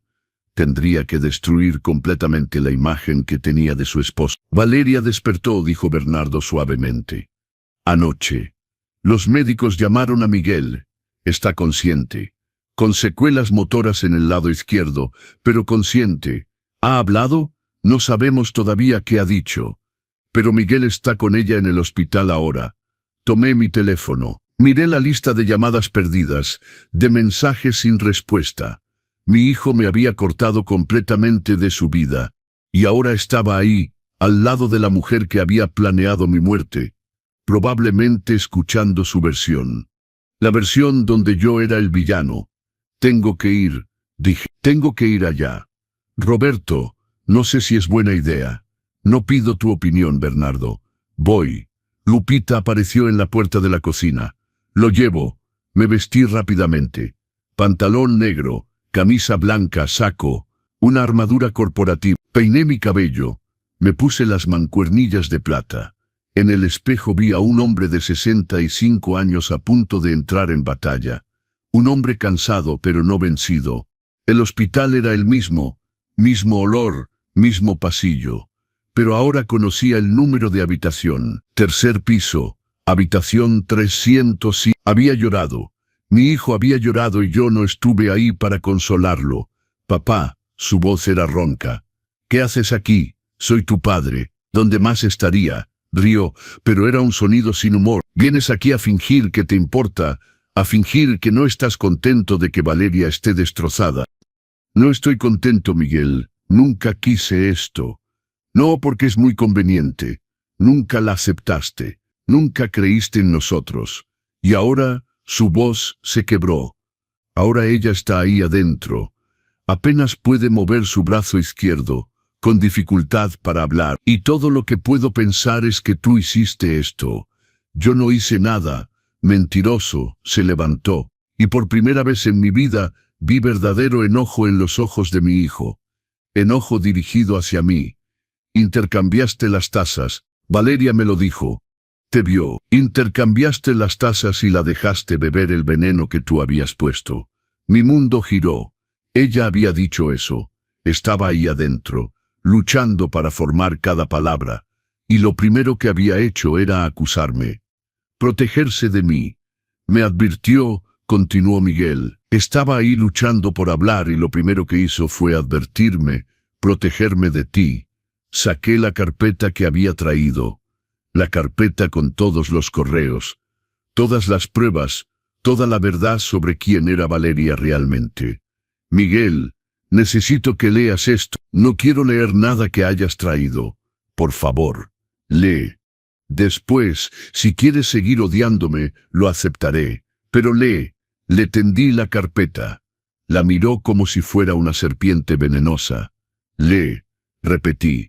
Mi voz quebrada ahora, lee sobre sus deudas, sobre el compromiso anterior, sobre el fraude, sobre los correos oneando mi muerte. Lee todo, Miguel. Y luego dime que yo soy el villano de esta historia. La puerta de la habitación se abrió. Una enfermera salió. Señor Sánchez, su esposa lo está pidiendo. Miguel tomó la carpeta pero no la abrió. Solo la sostuvo, mirándome con una expresión que no pude descifrar. Te amaba, dijo finalmente. Cuando era niño, te amaba más que a nada. Eras mi héroe, el hombre que podía hacer cualquier cosa. Pero nunca tuviste tiempo para mí, papá. Nunca tiempo para nada excepto la empresa. Y ahora quieres que elija entre tú y la mujer que me hace realmente feliz. La mujer que me ama por lo que soy, no por lo que puedo heredar. Cada palabra era una cuchilla, porque tenía razón. Había estado ausente, había elegido la empresa tantas veces, había faltado a recitales, a partidos de fútbol, a conversaciones importantes. Había tercerizado la paternidad a niñeras, luego a Lupita, le había dado todo lo material y nada de lo emocional. Pero eso no cambiaba la verdad sobre Valeria. Ella no te ama, Miguel, dije suavemente. Ama lo que representas. Lee los correos, todo está ahí. Entró en la habitación y cerró la puerta. Me quedé ahí, solo en el pasillo, sosteniendo los restos de mi relación con mi hijo. Lupita apareció a mi lado. No sé cuánto tiempo había estado parado ahí, pero ella estaba ahí, silenciosa, solidaria. ¿Va a leer?, preguntó. No lo sé, quizás. O quizás lo tire sin mirar. ¿Y si lo tira? Reflexioné sobre eso. Si Miguel elegía creer a Valeria, si elegía verme como el enemigo, si elegía el amor ciego sobre la dura verdad, entonces habré perdido a mi hijo, dije finalmente. Pero al menos está vivo para hacer esa elección. Y eso, Lupita, es más de lo que habría tenido si hubiera bebido ese café. Regresamos a casa en silencio. Y por primera vez desde que todo había comenzado, me permití considerar la posibilidad de que quizás no habría un final feliz para esta historia, que quizás algunas elecciones, algunas verdades, algunas traiciones eran demasiado grandes para ser perdonadas u olvidadas, que quizás al final me quedaría solo con mi empresa, mi dinero, mi éxito, y sin mi hijo. 2 días pasaron desde que dejé la carpeta en manos de Miguel. 2 días de silencio absoluto. 2 días durante los cuales miré mi teléfono cientos de veces, esperando una llamada que no llegó. Lupita me observaba con preocupación creciente, pero tenía la sabiduría de no hacer preguntas. La mañana del tercer día, me desperté con una extraña claridad. Había soñado con mi madre. Estaba sentada junto a la vieja soldadora, trabajando el metal. Y cuando me miró, solo dijo, «Hijo mío, puedes construir imperios, pero no puedes construir corazones. Los corazones crecen solos, torcidos o derechos, y lo único que podemos hacer es amarlos de todas formas». Eran las 7 de la mañana cuando mi teléfono sonó. Número desconocido. Contesté, el corazón latiendo fuerte. «Hola, señor Sánchez, aquí la doctora Beatriz Mercado, psicóloga del Hospital Español». El señor Miguel Sánchez me pidió que lo llamara. Mi respiración se detuvo. ¿Está bien? ¿Pasó algo? Está procesando información difícil. Me pidió que lo invitara a una sesión conjunta, hoy a las 3 de la tarde, si es posible. Le gustaría hablar con usted, pero con mediación profesional. Miguel quería verme, pero necesitaba a una psicóloga como escudo. No sabía si sentirme ofendido o aliviado. Estaré ahí, respondí. Las horas hasta las 3 se arrastraron como años. Me cambié de ropa 3 veces. Intenté trabajar, responder correos, revisar contratos, pero nada retenía mi atención.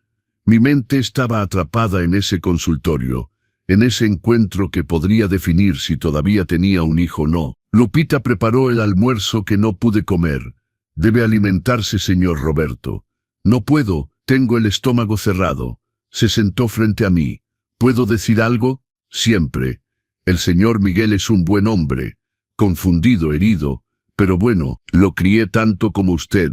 De cierta manera, vi cuando lloraba solo en su habitación, porque usted había faltado a otro recital. Vi cuando fingía que no le importaba que no conociera los nombres de sus amigos. Vi cuando guardó la guitarra y nunca volvió a tocar. Cada palabra era una aguja en mi corazón, pero también vi, continuó, cómo lo miraba con orgullo cuando veía su foto en las revistas de negocios. Cómo les contaba a sus amigos que su padre había construido una empresa desde cero. Cómo guardaba cada artículo escrito sobre usted en una caja debajo de su cama. Lo amaba, señor Roberto. Lo ama todavía, solo que no sabe cómo manejar ese amor cuando compite con el dolor. Y si elige a Valeria, incluso con todas las pruebas, entonces tendrá que aceptarlo y seguir amándolo desde lejos, porque eso es lo que hacen los padres. Aman incondicionalmente, incluso cuando no son amados de la misma manera en retorno. Llegué al consultorio 15 minutos antes. La sala de espera era cómoda, con sillones mullidos y música suave. Parecía diseñada para calmar a personas al borde del colapso. Yo era una de ellas. Miguel llegó exactamente a las 3. Nuestros ojos se encontraron cuando entró. Parecía haber envejecido varios años en unos días. Ojeras profundas, barba sin rasurar, ropa arrugada. Pero era la expresión en su rostro lo que me partió. Era la de alguien que había visto algo que no podía desver. Había leído la carpeta. La doctora Mercado nos recibió. Era una mujer de unos 50 años. Cabello gris, lentes redondos, presencia calmada. Señaló hacia unos sillones posicionados en ángulo. No frente a ente, pero tampoco uno al lado del otro. Una posición neutral. Gracias por venir, comenzó. Miguel me pidió que mediara esta conversación porque siente que es necesario tener un espacio seguro para expresar sentimientos difíciles. Voy a pedirles a cada uno que hable sin interrupciones. Miguel, ¿quieres comenzar? Mi hijo asintió, miró sus manos. No a mí. Cuando comenzó a hablar, su voz salió baja. Leí todo lo que me diste, papá. Leí los correos, vi las deudas, vi el compromiso anterior, el fraude. Todo su voz era monótona, mecánica. Y luego confronté a Valeria. Ayer. Llevé los papeles al hospital y los puse frente a ella. Hizo una larga pausa. Cuando continuó, su voz estaba quebrada. Lloró. Dijo que sí.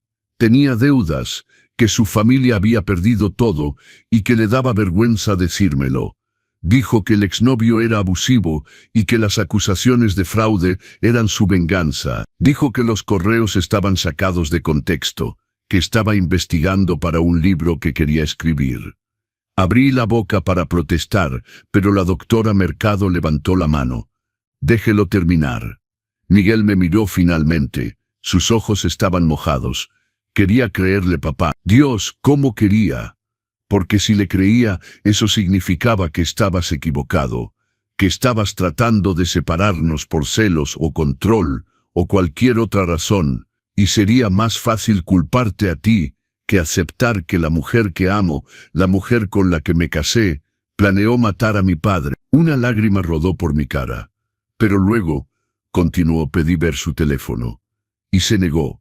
Entró en pánico, empezó a llorar más fuerte, diciendo que no confiaba en ella, que tú me habías vuelto contra ella. Y fue en ese momento que supe que todo era verdad. Miguel, la forcé, su voz ahora era apenas un susurro. Tomé el teléfono mientras dormía, encontré más correos, mensajes borrados que pude recuperar, conversaciones con R. Descubrí que es Ricardo, un exnovio de Guadalajara. Planearon todo, papá, cada detalle, la dosis del veneno, el timing, cómo hacer que pareciera natural, cómo yo heredaría, cómo ella, como esposa en sociedad conyugal, tendría acceso a todo. Mi mano fue a mi boca. Había más, planes para después, cómo me alejaría gradualmente de la empresa, cómo usaría mi debilidad. Esa es la palabra que usó, para controlarlo todo. Yo era solo un medio para un fin, siempre lo fui. Comenzó a sollozar entonces.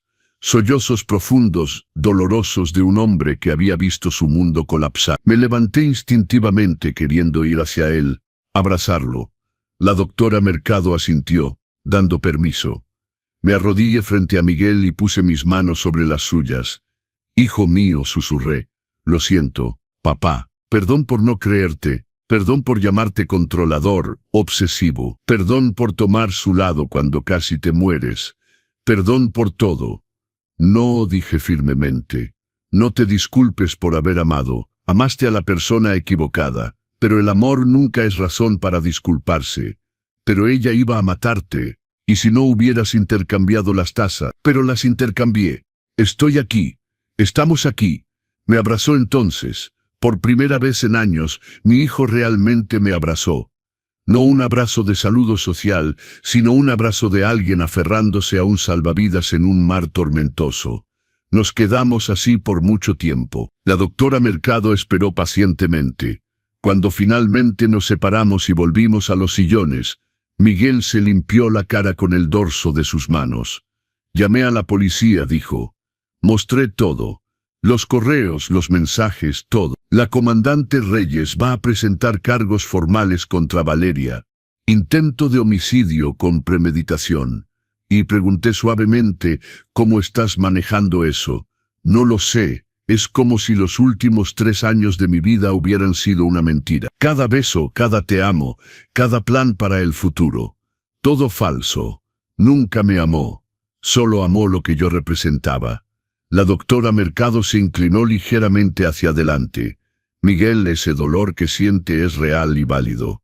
Fue manipulado, traicionado de la peor manera posible. Va a tomar tiempo procesar esto. Pero hay otra cosa, dijo Miguel mirándome. Papá, debo decirte, parte de la razón por la que creí tan fácilmente las mentiras de Valeria sobre ti, es porque ya había una parte de mí que las creía, que te veía como controlador, que te resentía. Respiré profundo. Lo sé, lo sabes. Lupita me contó. Los recitales perdidos. La guitarra. Todo lo que hice mal tratando de hacerlo bien. No fue todo malo, papá. Me diste una vida cómoda, oportunidades, educación, pero no di presencia, no di tiempo, no di la cosa que más importaba. Atención verdadera, incondicional. Miguel asintió lentamente.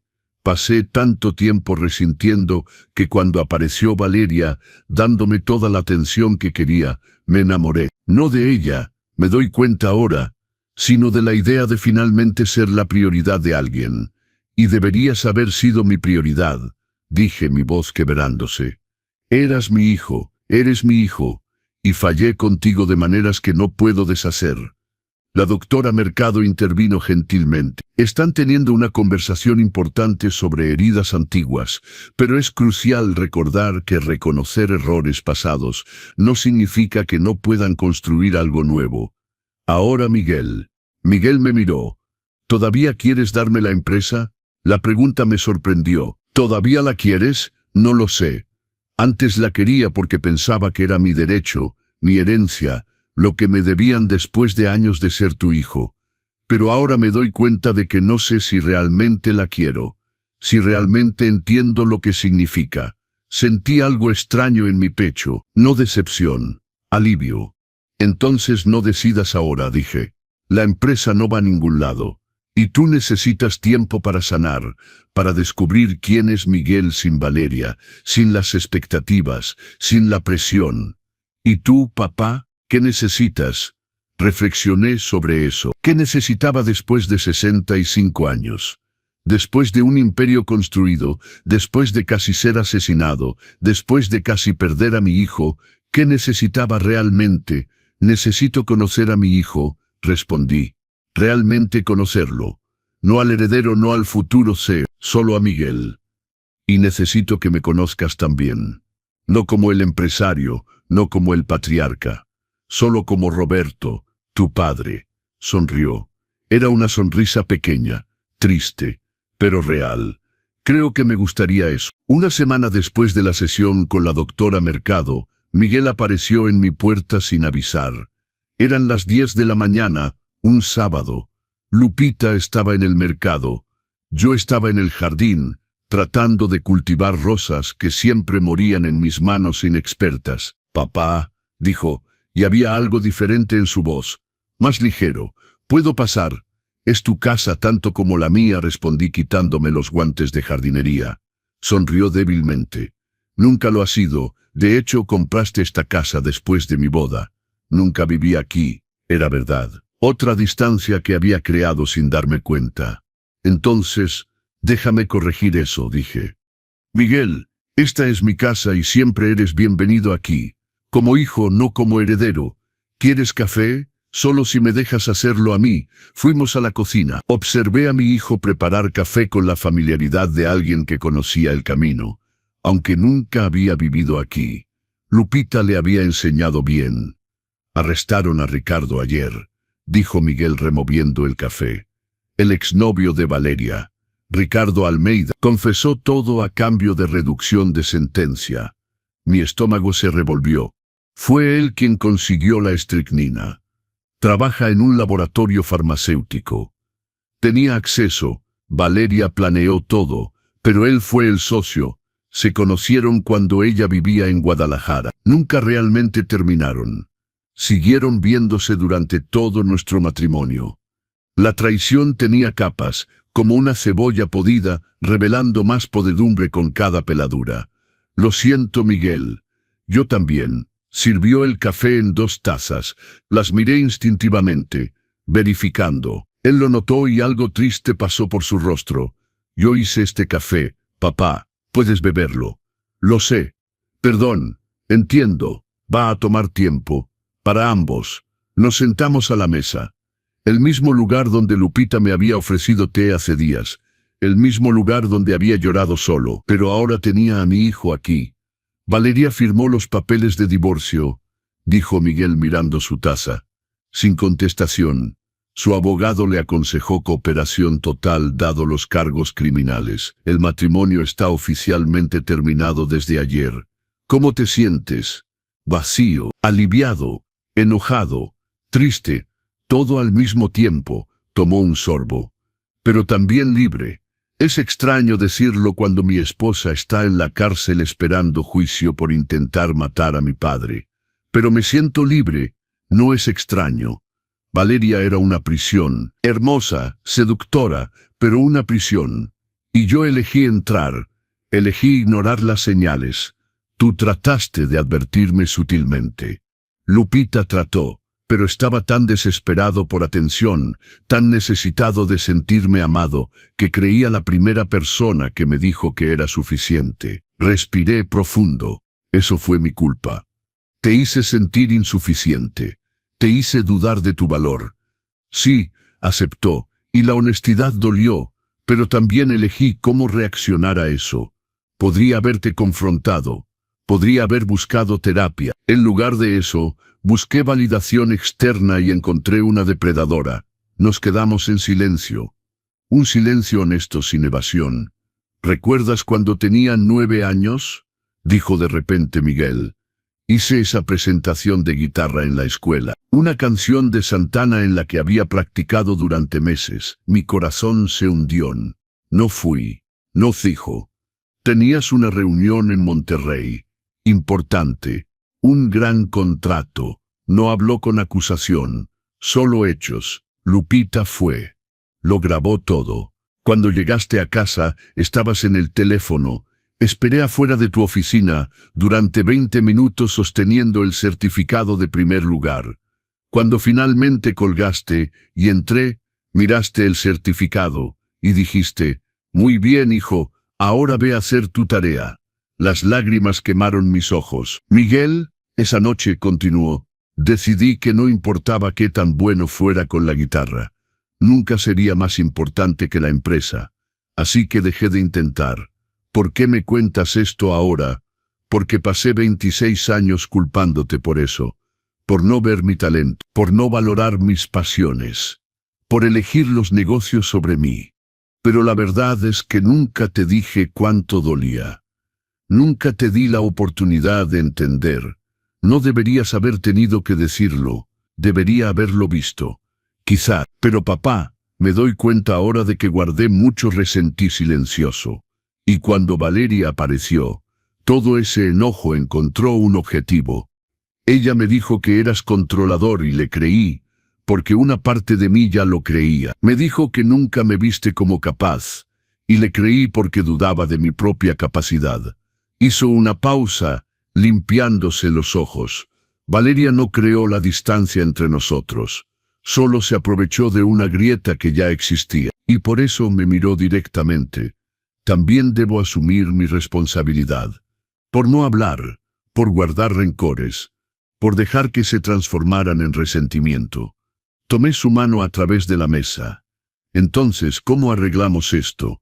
¿Cómo sanamos 26 años de silencio? No sé si arreglamos, dijo honestamente Miguel. Creo que no podemos borrar el pasado, pero quizás podemos construir algo nuevo. Empezar de nuevo, de cierta manera. ¿Cómo podemos empezar diciendo verdades, incluso cuando duelan?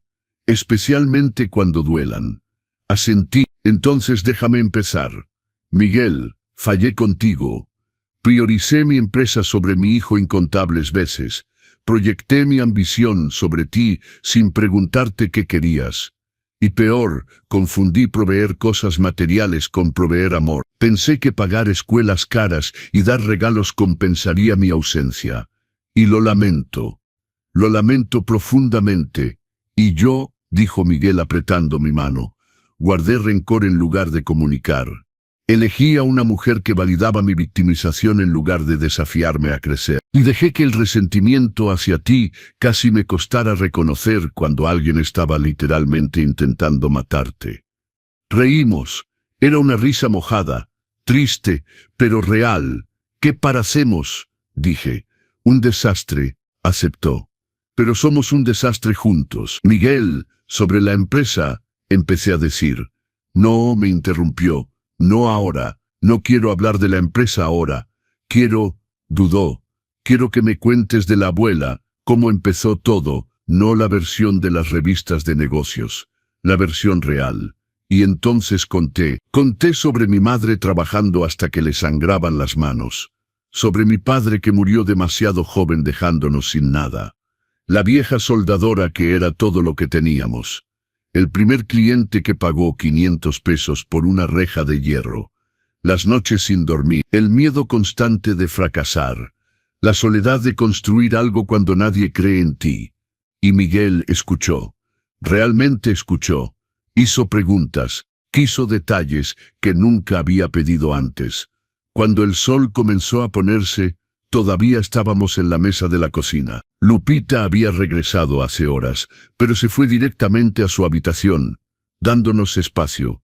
¿Puedo preguntarte algo?, dijo Miguel. Lo que sea. Si pudieras regresar al día en que nací, ¿harías todo diferente? Reflexioné largamente sobre esa pregunta. La respuesta honesta era complicada. En parte, sí, respondí lentamente. Estaría más presente. Te priorizaría sobre los contratos, pero la empresa no, porque construir esa empresa me salvó. Me dio identidad cuando solo era el muchacho pobre que tuvo un hijo fuera del matrimonio. Me dio poder en un mundo que no da poder fácilmente a hombres como yo. Me dio voz. Así que nunca dejará de ser parte de mí. Pero yo también soy parte de ti. Sí, Y quizás es tiempo de que aprenda a equilibrar esas partes en lugar de dejar que una consuma a la otra. Sonrió. Creo que me gustaría conocer esa versión de ti. Y a mí me gustaría conocer la versión de ti, que toca guitarra. Sus ojos se agrandaron. ¿Te acuerdas? Siempre me acordé. Y siempre lamenté haberte hecho parar. Todavía tengo la guitarra en el departamento que era mío y de Valeria. Nunca toqué, pero nunca la vendí.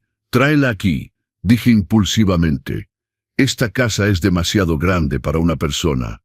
Hay una habitación vacía que sería perfecta para una guitarra. Y quizás, dudé, quizás podrías venir a veces, a tocar, a cenar, simplemente a estar. Miguel sonrió. Era la primera sonrisa joven que veía en él desde hace semanas. Me gustaría mucho eso, papá. Pasaron 6 meses desde esa tarde en la cocina con Miguel. 6 meses que cambiaron más que los 40 años anteriores. Estoy sentado ahora en mi estudio, no el de la oficina, sino el de la casa, mirando por la ventana el jardín donde mis rosas finalmente empezaron a florecer. Lupita me dijo que el secreto no era controlarlas, sino dejarlas crecer a su propio ritmo. Me di cuenta de que no solo hablaba de flores. El juicio de Valeria fue hace 2 semanas, condenada a 12 años por intento de homicidio con premeditación. Ricardo, su cómplice, recibió 8. Vi a Valeria en la corte una sola vez. Entró con la cabeza baja, el lado izquierdo del cuerpo todavía con movimientos limitados. La secuela permanente del veneno que debería haberme matado.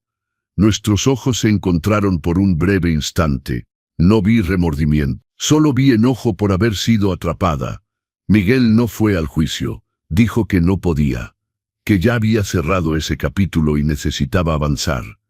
La doctora Mercado dijo que era saludable ese desapego, que no le debía nada a Valeria, ni siquiera su presencia. Mi hijo vive aquí ahora, temporalmente, insiste, pero ya lleva 4 meses. La guitarra llegó el segundo mes instalada en la antigua sala de música que nunca había usado. Todas las noches, alrededor de las 8, a veces Santana, a veces clásicos mexicanos, a veces sus propias composiciones que nunca había mostrado a nadie. Y yo escucho. Me siento en el sillón del pasillo, finjo leer un libro y escucho. A veces lloro por el talento desperdiciado, por los años perdidos, por la belleza que siempre estuvo ahí y que elegí no ver. Ayer me preguntó si quería aprender. Nunca es demasiado tarde, dijo. Nunca es demasiado tarde para empezar algo nuevo. Así que hoy tenemos nuestra primera lección a las 4. Estoy nervioso como un niño. La empresa sigue siendo mía. Miguel y yo tuvimos conversaciones largas y honestas sobre eso. Admitió que no sabe si realmente quiere dirigirla, que pasó tanto tiempo pensando que debería quererla que nunca se detuvo a preguntarse si la quería. ¿Y si no la quiero?, preguntó hace 3 meses durante una cena. Entonces, no la quieres, respondí simplemente. Y está bien. ¿Pero es tu legado? ¿Toda tu vida? Mi legado, dije mirándolo. Está sentado frente a mí. Tú eres mi legado, Miguel. La empresa es solo la empresa. Vi lágrimas en sus ojos. Contraté a una CEO externa, una mujer brillante de 45 años, que construyó su propia carrera desde cero. Sigo siendo presidente del consejo directivo, pero ya no estoy involucrado en las operaciones diarias. Y saben que es extraño. No me hace falta, o más bien, me hace falta, pero es una nostalgia no desesperada. Por primera vez en 42 años, tengo tiempo. Tiempo para cultivar rosas. Tiempo para largos almuerzos con Lupita, quien ahora insiste en que la llame solo Lupita, sin señora. Tiempo para sesiones semanales con la doctora Mercado, donde hablo de cosas que guardé durante décadas. Tiempo para mi hijo. Miguel volvió a hacer terapia también, individual. No solo las sesiones conjuntas. Está redescubriendo quién es sin la sombra de las expectativas, las mías o las de Valeria. Ha vuelto a componer. Está pensando en volver a estudiar música. A 35 años, seré el estudiante más viejo de la clase, dijo. O el más sabio, respondí. Sale con alguien de nuevo. Una profesora de literatura que conoció en una cafetería. No sabe nada de la empresa, nunca ha preguntado por el dinero. Se interesó en Miguel porque recitó a Octavio Paz de memoria. La conocí la semana pasada. Discreta, inteligente, amable. Lo opuesto de Valeria en todo sentido. ¿Te gusta?, preguntó ansiosamente Miguel después. La pregunta es, ¿a ti te gusta? Mucho. Pero tu opinión importa. No debería. Eres adulto. Pero la pido de todas formas. Sí, dije. Me gusta. Te mira como si fueras más interesante que cualquier libro que haya leído. Sonrió de esa manera que me recuerda al niño que era. Eso era lo que quería escuchar. Lupita entra al estudio con té. Hace eso ahora. Interrumpe con té y conversaciones. Las barreras entre empleador y empleado desaparecieron hace mucho. Es mi amiga, mi confidente, mi familia elegida. Está pensando mucho, dice poniendo la taza en mi escritorio. Siempre. ¿En qué? ¿En qué tan cerca estuvo todo de terminar diferente? En cómo un susurro me salvó la vida. Lupita se sienta en la silla frente a mi escritorio. Algo que nunca habría hecho hace un año. Señor Roberto, tropieza todavía con el nombre sin título. ¿Puedo decirle algo? Siempre. Ese día, cuando lo empujé y susurré, no estaba segura de nada, solo tenía una mala sensación. ¿Y si hubiera estado equivocada? ¿Y si hubiera creado todo este caos por nada? Pero tenía razón. Pero ¿y si habría vivido pensando que su nuera era una asesina cuando quizás solo era una mujer ambiciosa? Miguel habría perdido su matrimonio por nada, habría destruido una familia por una corazonada. ¿Por qué piensa en eso ahora? ¿Por qué? Dice Lupita lentamente. A veces me despierto en la noche y pienso, ¿hice lo correcto? ¿Tenía el derecho de tomar esa decisión? Tomo su mano. Lupita me salvó la vida literalmente. Si hubiera estado equivocada, habría sido vergonzoso, no fatal. Pero tenía razón, y tuvo el valor de actuar cuando habría sido más fácil quedarse callada. Pero Valeria tiene secuelas, está en prisión, una vida destruida. Ella destruyó su propia vida en el momento en que puso veneno en esa taza. Usted solo impidió que también tomara la mía. Lupita asiente, pero veo que la culpa todavía la molesta. Culpa de sobreviviente, culpa de haber sido el instrumento del destino, una culpa que entiendo íntimamente. ¿Sabe lo que la doctora Mercado me dijo? Que a veces las personas buenas están en los lugares correctos en el momento correcto, y que eso no es accidente, no es destino místico, sino porque te importa lo suficiente para prestar atención. Es sabia esa doctora. Debería conocerla. Creo que podría ayudarla. Lupita reflexiona sobre eso. Quizás debería. Suena el timbre. Miguel y Ana, la profesora de literatura, vienen a cenar con nosotros. Algo que pasa 3 veces por semana ahora. Cenas simples, largas conversaciones, risas genuinas. Familia, no perfecta, pero real. Durante la cena, Ana cuenta sobre un libro que está leyendo para sus clases. Es sobre un hombre que pasa su vida construyendo un imperio pero olvida construir relaciones. Al final, lo tiene todo y nada al mismo tiempo. Suena familiar, dice Miguel mirándome con una sonrisa suave. Muy acepto. ¿Cómo termina? Preguntó. No muere dándose cuenta de que perdió todo. Vive lo suficiente para intentar reconstruir. El libro termina con él empezando de nuevo. Más viejo pero más sabio. No es un final feliz tradicional. Es solo real. Prefiero los finales reales. Digo, los finales felices siempre me parecieron deshonestos. Después de la cena, Miguel se sienta a la guitarra. Ana se acurruca en el sofá junto a Lupita. Yo me quedo en mi sillón habitual en el pasillo. Toca una nueva composición. Suave, melancólica, pero con momentos de esperanza entrelazados.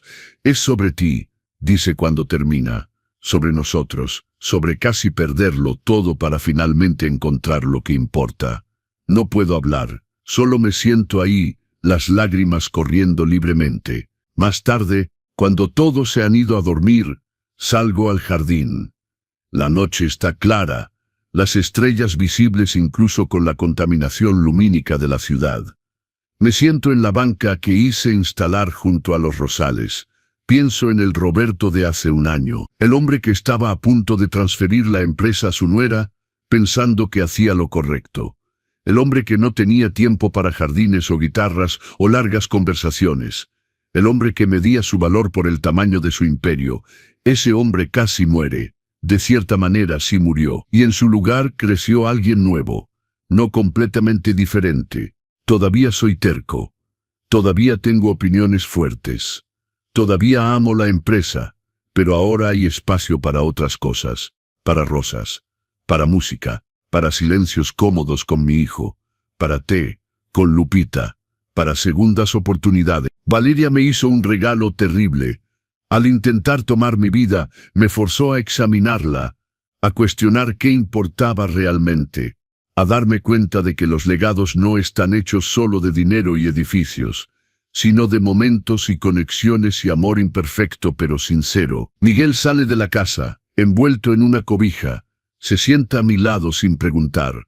Nos quedamos ahí, padre e hijo, bajo las estrellas. ¿En qué piensas?, pregunta finalmente. En cuanto estoy agradecido, por la vida, por ti, por otra oportunidad de hacerlo bien. ¿Lo estamos haciendo bien? Estamos intentando, y quizás intentar es suficiente. Papá, ¿puedo preguntarte algo? Siempre, ¿te arrepientes de haber construido la empresa? Si hubieras sabido el precio que pagarías, ¿lo harías de nuevo? Reflexiono largamente sobre esa pregunta. La respuesta honesta es complicada. No me arrepiento de haber construido la empresa, respondo lentamente. Me arrepiento de haberla dejado consumirme, de haberla confundido con el éxito en la vida, de haber pensado que podía compensar la ausencia con dinero, pero la empresa en sí, no. Me salvó, me dio identidad, me dio poder en un mundo que no da poder fácilmente a hombres como yo. Hombre pobre, solo, padre soltero antes de que fuera mínimamente aceptable. La empresa fue mi voz cuando el mundo quería que me quedara callado. Fue mi armadura cuando era vulnerable. No me arrepiento de ella. Solo lamento haberla dejado ser lo único que me definía. Miguel pone su cabeza en mi hombro. Mi hijo de 35 años, volviendo a ser mi niño pequeño por un momento. «Sabes que te amo, ¿verdad?», dice. «Incluso con todo. Incluso con los errores. Siempre te amé, lo sé. Y siempre te amé también. Solo que no supe mostrarlo de la manera correcta. Lo muestras ahora. Nos quedamos así hasta que el frío de la noche nos obliga a entrar. En la puerta, Miguel se voltea. Papá, esa lección de guitarra mañana. ¿Estás nervioso? ¿Aterrado?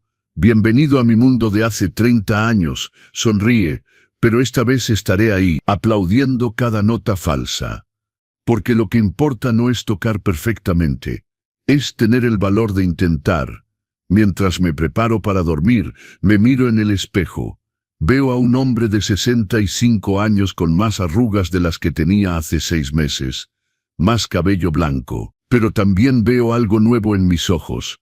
Paz. No completa, no permanente, pero real.